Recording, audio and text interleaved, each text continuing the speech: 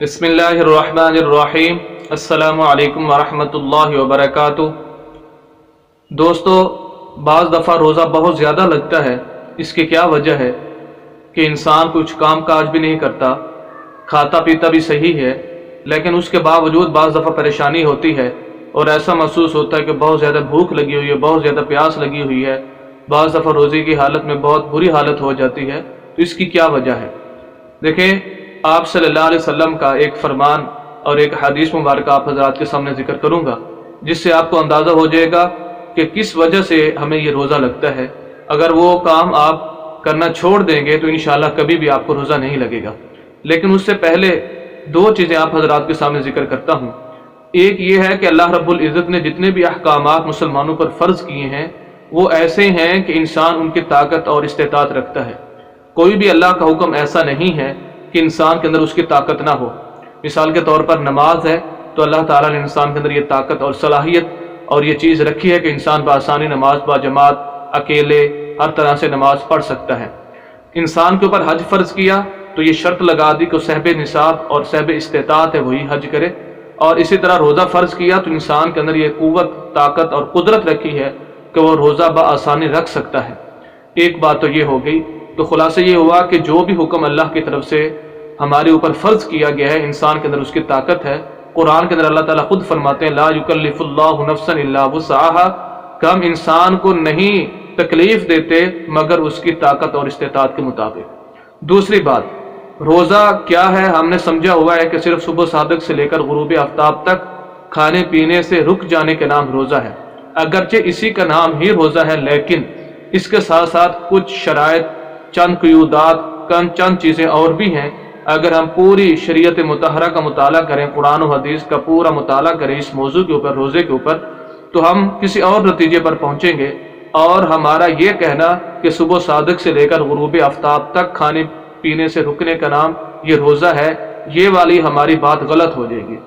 دیکھیں، قرآن و حدیث کے اندر، احادیث مبارکہ کے اندر آپ صلی اللہ علیہ وسلم نے جہاں پر روزے کے فضائل ذکر فرمائے، احکامات ذکر فرمائے، اس کے ساتھ ساتھ کچھ آداب بھی ہیں روزے کے۔ اگر ہم ان آداب کو ملحوظ خاطر رکھیں گے، ان پر عمل پیرا ہوں گے، ان آداب کو پورا کریں گے، تو پھر ہمیں جو روزے کے فضائل ہیں جو آپ صلی اللہ علیہ وسلم نے حدیث مبارکہ کے اندر بیان کیے ہیں تو وہ ہمیں ضرور ملیں گے۔ جس طرح فضائل ہیں اسی طرح کچھ چیزوں سے آپ صلی اللہ علیہ وسلم نے روزے کی حالت میں منع بھی کیا ہے، اگرچہ وہ ہمیں پوری شریعت مطہرہ کے اندر ہر روز ہر وقت منع کیا گیا ہے، لیکن روزے کی حالت میں خصوصیت کے ساتھ ہمیں ان چیزوں سے منع کیا گیا اور ہمارے لیے رکنا وہ ضروری ہے۔ مثال کے طور پر جھوٹ بولنا عام حالت کے اندر منع ہے، تو روزے کی حالت میں بے طریقے اولا منع ہے، ہر صورت میں منع ہے۔ اسی طرح بد نگاہی، بری چیزوں کو دیکھنا اور جن چیزوں کو شریعت نے دیکھنے سے منع کیا ہے، غیر محرم کی طرف نظر اٹھا کر دیکھنا، اس کو شریعت نے منع کیا ہے۔ جس طرح یہ روزے کے علاوہ منع ہے، یہ حکم ہے، اسی طرح روزے کی حالت میں بھی یہی حکم ہے۔ اسی طرح جس کی وجہ سے روزہ لگتا ہے، میں آتا ہوں اپنی اصل بات کی طرف، کہ جس کی وجہ سے روزہ لگتا ہے وہ کیا ہے؟ غیبت۔ تو فرمایا ان گناہوں میں سے ایک گناہ جو ہے وہ غیبت کرنا ہے۔ غیبت کرنا بہت بڑا گناہ ہے۔ حدیث مبارکہ کے اندر آتا ہے کہ آپ صلی اللہ علیہ وسلم کے پاس ایک آدمی نے آ کر بتایا کہ دو عورتیں ہیں جن کو بہت زیادہ روزہ لگا ہوا ہے اور روزے کی وجہ سے ان کی بری حالت ہے اور مرنے کے قریب ہے۔ آپ صلی اللہ علیہ وسلم نے ان کے پاس پیالہ بھیجا، دو پیالے بھیجے اور فرمایا کہ ان سے کہو اس کے اندر قے کرے۔ تو انہوں نے قے کی تو اس سے تازہ گوشت ان پیالوں کے اندر جو ہے وہ نکلا قے کی وجہ سے۔ تو آپ صلی اللہ علیہ وسلم نے فرمایا کہ یہ غیبت کی ہے جس کی وجہ سے یہ کام ان کے ساتھ ہوا ہے، کیونکہ قرآن کے اندر اللہ تعالیٰ فرماتے ہیں جو آدمی کسی کی غیبت کرتا ہے تو غیبت کرنے کی وجہ سے وہ ایسے ہے گویا اس نے اپنے مردے بھائی کا گوشت کھایا ہے۔ تو یہ غیبت کی وجہ سے بہت زیادہ جو وہ روزہ لگتا ہے۔ اس وجہ سے جہاں پر ہم نے روزے کے فضائل کا ذکر کیا ہے، فضائل کو ہم جانتے ہیں، اسی طرح روزے کے جو آداب ہیں ان کو بھی ہم نے سمجھنا ہے، اور ان میں سے ایک اہم چیز یہ ہے کہ روزے کی حالت میں کبھی بھی کسی کی غیبت نہ کریں، کیونکہ غیبت جو ہے وہ گناہ کبیرہ کے اندر داخل ہے، اس سے اپنے آپ کو محفوظ رکھنا چاہیے۔